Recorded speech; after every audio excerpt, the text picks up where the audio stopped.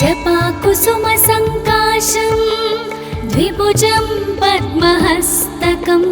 सिन्दूराम्बरमाल्यं च रक्तगन्धानुलेपनं माणिक्यरत्नखचित सर्वाभरणभूषितं सप्ताश्वरथवाहन्तु मेरुं चैव प्रदक्षिणम् देवासुरवरैर्वन्द्यं गृणिभिः परिसेवितं ध्यायेत् पठेत् सुवर्णाभं सूर्यस्य कवचं मुदा गृणिः पातु शिरोदेशे सूर्यः पातु ललाटकम् आदित्यो लोचने पातु श्रुति पातु दिवाकरः घ्राणां पातु सदा भानुः मुखं पातु सदा रविः जिह्वां पातु जगन्नेत्र कण्ठं पातु विभावसुः स्कन्धौ ग्रहपतिः पातु भुजौ पातु प्रभाकरः करावब्जकरः पातु हृदयं पातु नभोमणिः द्वादशात्मा कटिं पातु सविता पातु सक्तिनी ऊरू पातु सुरश्रेष्ठो जानुनी पातु भास्करः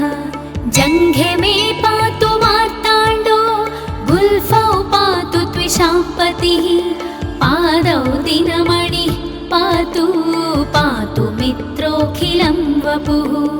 आदित्यकवचं पुण्यमा भेद्यं वज्रसन्निभं सर्वरोगभयादिभ्यो मुच्यते नात्र संशयः संवत्सरमुपासित्वा साम्राज्यपदवीं लभेत् अशेषरोगाशान्त्यर्थं ध्यायेदादित्यमण्डलम्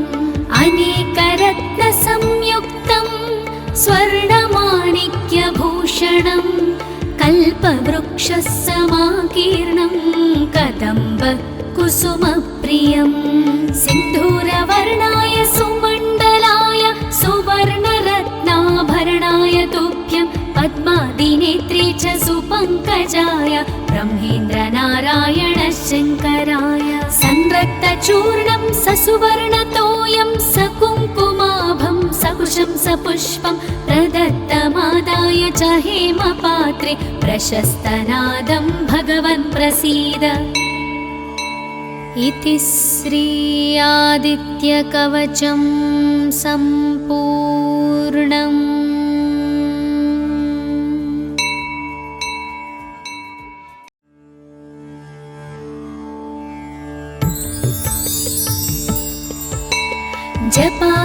जपाकुसुमसङ्काशं द्विभुजं पद्महस्तकं सिन्दूराम्बरमाल्यं च रक्तगन्धानुलेपनं माणिक्यरत्नखचित सर्वाभरणभूषितं सप्ताश्वरथवाहन्तु मेरुं चैव प्रदक्षिणम् देवासुरवरैर्वन्द्यं गृणिभिः परिसेवितं ध्यायेत् पठेत् सुवर्णाभं सूर्यस्य कवचं मुदा गृणिः पातु शिरोदेशे सूर्यः पातु ललाटकम् आदित्यो लोचने पातु श्रुति पातु दिवाकरः घ्राणां पातु सदा भानुः मुखं पातु सदा रविः जिह्वां पातु जगन्नेत्र कण्ठं पातु विभावसुः स्कन्धौ ग्रहपतिः पातु भुजौ पातु प्रभाकरः करावब्जकरः पातु हृदयं पातु नभोमणिः द्वादशात्मा कटिं पातु सविता पातु सक्तिनी ऊरू पातु सुरश्रेष्ठो जानुनी पातु भास्करः जङ्घे मे पातु मार्ताण्डो गुल्फौ पातु त्विषाम्पतिः पादौ दिनमणिः पातु पातु मित्रोऽखिलं वपुः आदित्यकवचं पुण्यमा भेद्यं वज्रसन्निभं सर्वरोगभयादिभ्यो मुच्यते नात्र संशयः। संवत्सरमुपासित्वा साम्राज्यपदवीं लभेत् अशेषरोगाशान्त्यर्थं ध्यायेदादित्यमण्डलम्। अनेकरत्नसंयुक्तं स्वर्णमाणिक्यभूषणं कल्पवृक्षसमाकीर्णं कदम्बकुसुमप्रियं सिन्धूरवर्णाय सुमण्डलाय सुवर्णरत्नाभरणाय तुभ्यं पद्मादिनेत्रे च सुपङ्कजाय ब्रह्मेन्द्रनारायण शङ्कराय संरक्तचूर्णं ससुवर्णतोयं सकुङ्कुमाभं सकुशं सपुष्पं प्रदत्तमादाय च हेमपात्रे प्रशस्तनादं भगवन् प्रसीद। इति श्री आदित्यकवचं सम्पूर्णम्।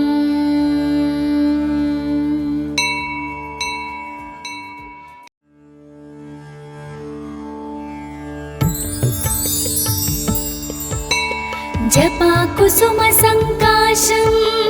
द्विभुजं पद्महस्तकं सिन्दूराम्बरमाल्यं च रक्तगन्धानुलेपनं माणिक्यरत्नखचित सर्वाभरणभूषितं सप्ताश्वरथवाहन्तु मेरुं चैव प्रदक्षिणं देवासुरवरैर्वन्द्यं गृणिभिः परिसेवितं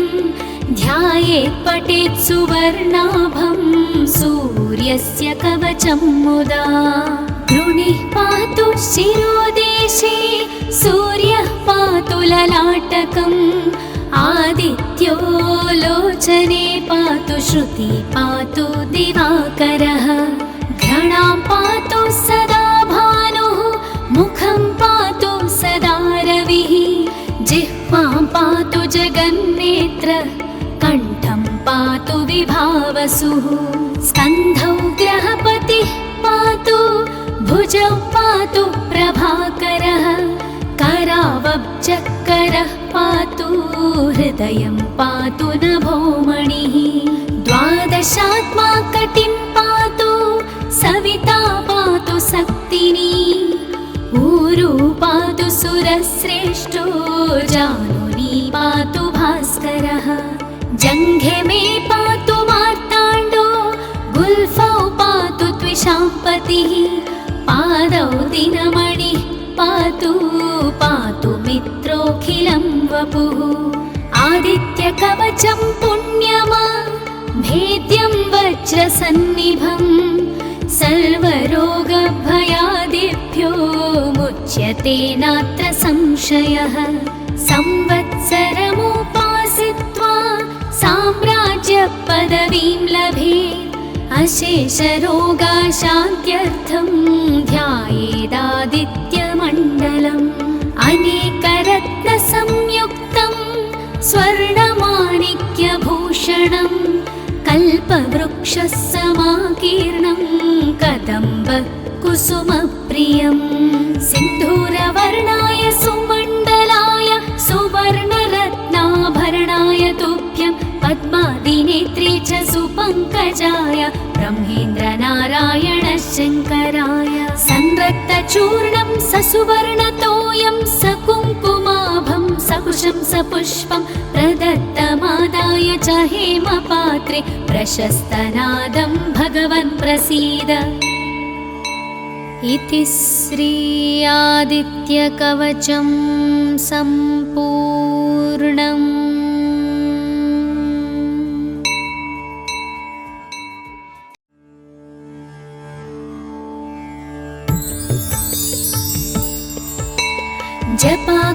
जपाकुसुमसङ्काशं द्विभुजं पद्महस्तकं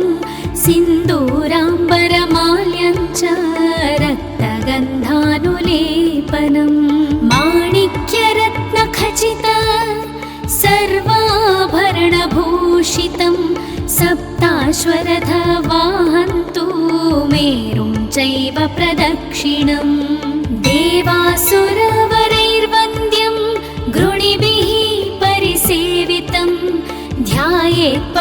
सुवर्णाभं सूर्यस्य कवचं मुदा गृणिः पातु शिरोदेशे सूर्यः पातु ललाटकम् आदित्यो लोचने पातु श्रुति पातु दिवाकरः घ्राणां पातु सदा भानुः मुखं पातु सदा रविः जिह्वां पातु जगन्नेत्र कण्ठं पातु विभावसुः स्कन्धौ ग्रहपतिः पातु भुजौ पातु प्रभाकरः करावब्जकरः पातु हृदयं पातु नभोमणिः द्वादशात्मा कटिं पातु सविता पातु सक्तिनी ऊरू पातु सुरश्रेष्ठो जानुनी पातु भास्करः जङ्घे मे पातु मार्ताण्डो गुल्फौ पातु त्विषाम्पतिः पादौ दिनमणिः पातु पातु मित्रोऽखिलं वपुः आदित्यकवचं पुण्यमा भेद्यं वज्रसन्निभं सर्वरोगभयादिभ्यो मुच्यते नात्र संशयः संवत्सरमुपासित्वा साम्राज्यपदवीं लभेत् अशेषरोगाशान्त्यर्थं ध्यायेदादित्यमण्डलम् अनेकरत्नसंयुक्तं स्वर्णमाणिक्यभूषणं कल्पवृक्षसमाकीर्णं कदम्बकुसुमप्रियं सिन्धूरवर्णाय सुमण्डलाय सुवर्णरत्नाभरणाय तुभ्यं पद्मादिनेत्रे च सुपङ्कजाय ब्रह्मेन्द्रनारायण शङ्कराय संरक्तचूर्णं ससुवर्णतोयं सकुङ्कुमाभं सकुशं सपुष्पं प्रदत्तमादाय च हेमपात्रे प्रशस्तनादं भगवन् प्रसीद इति श्री आदित्यकवचं सम्पूर्णम्।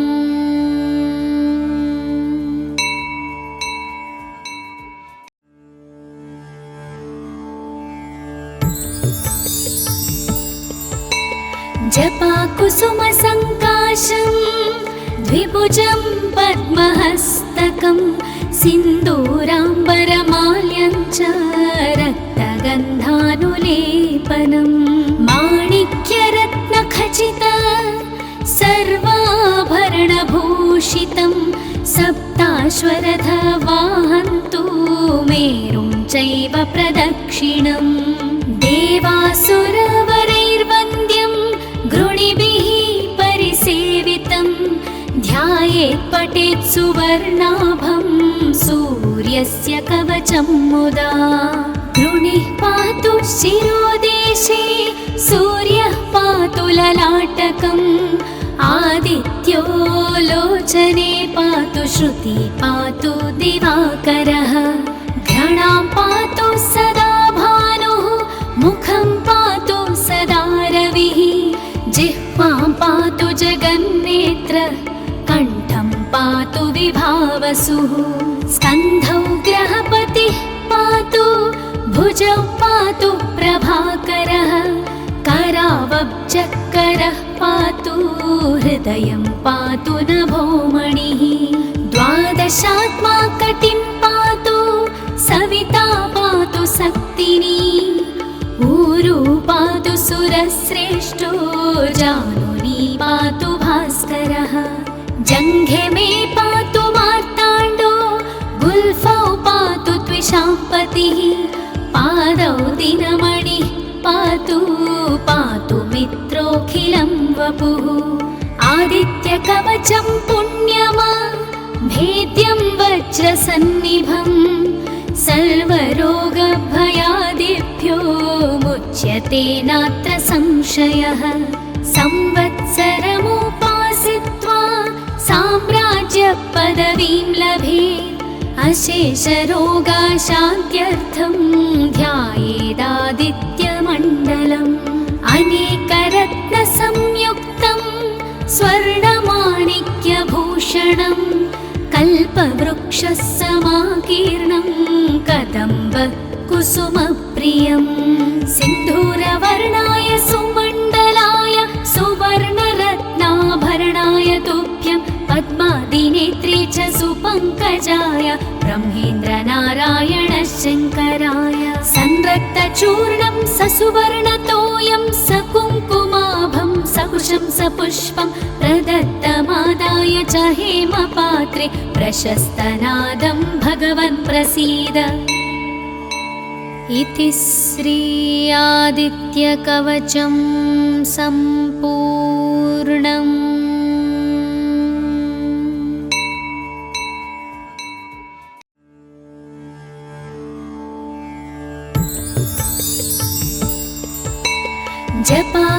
जपाकुसुमसङ्काशं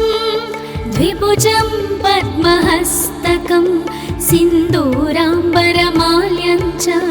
रक्तगन्धानुलेपनं माणिक्यरत्नखचित सर्वाभरणभूषितं सप्ताश्वरथवाहन्तु मेरुं चैव प्रदक्षिणं देवासुरवरैर्वन्द्यं गृणिभिः परिसेवितं ध्यायेत् पठेत् सुवर्णाभं सूर्यस्य कवचं मुदा गृणिः पातु शिरोदेशे सूर्यः पातु ललाटकम् आदित्यो लोचने पातु श्रुति पातु दिवाकरः घ्राणां पातु सदा भानुः मुखं पातु सदा रविः जिह्वां पातु जगन्नेत्र कण्ठं पातु विभावसुः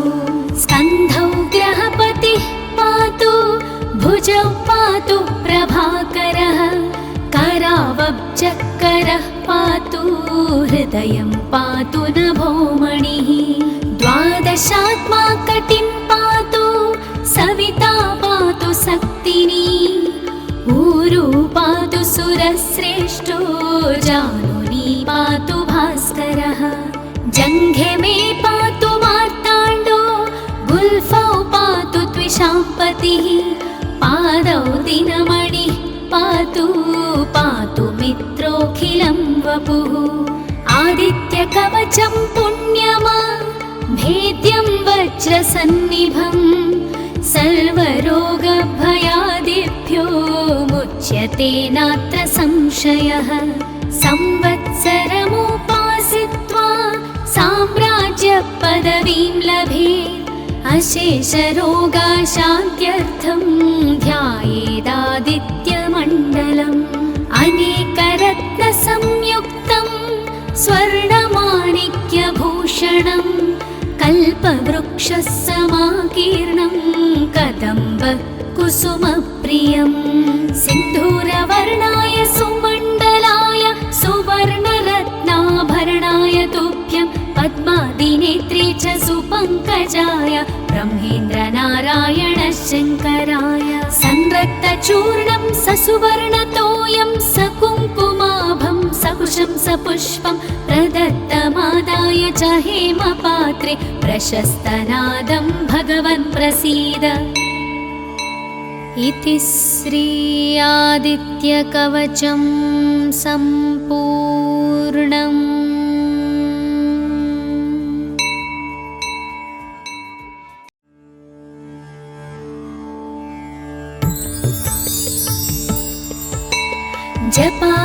जपाकुसुमसङ्काशं द्विभुजं पद्महस्तकं सिन्दूराम्बरमाल्यं च रक्तगन्धानुलेपनं माणिक्यरत्नखचित सर्वाभरणभूषितं सप्ताश्वरथवाहन्तु मेरुं चैव प्रदक्षिणं देवासुरवरैर्वन्द्यं गृणिभिः परिसेवितं ध्यायेत् पठेत् सुवर्णाभं सूर्यस्य कवचं मुदा गृणिः पातु शिरोदेशे सूर्यः पातु ललाटकम् आदित्यो लोचने पातु श्रुति पातु दिवाकरः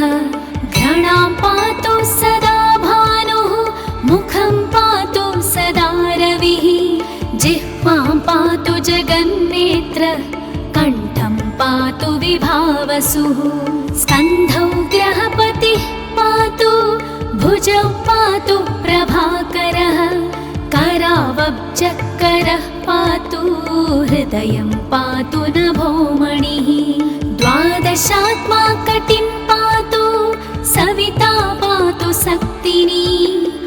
ऊरु पातु सुरश्रेष्ठो जानुनी पातु भास्करः जङ्घे मे पातु मार्ताण्डो गुल्फौ पातु त्विषाम्पतिः पादौ दिनमणिः पातु पातु मित्रोऽखिलं वपुः आदित्यकवचं पुण्यमा भेद्यं वज्रसन्निभं सर्वरोगभयादिभ्यो मुच्यते नात्र संशयः संवत्सरमुपासित्वा साम्राज्यपदवीं लभेत् अशेषरोगाशान्त्यर्थं ध्यायेदादित्यमण्डलम् अनेकरत्नसंयुक्तं स्वर्णमाणिक्यभूषणं कल्पवृक्षसमाकीर्णं कदम्ब कुसुमप्रियं सिन्धूरवर्णाय सुमण्डलाय सुवर्णरत्नाभरणाय तुभ्यं पद्मादिनेत्रे च सुपङ्कजाय ब्रह्मेन्द्रनारायण शङ्कराय संरक्तचूर्णं ससुवर्णतोयं सकु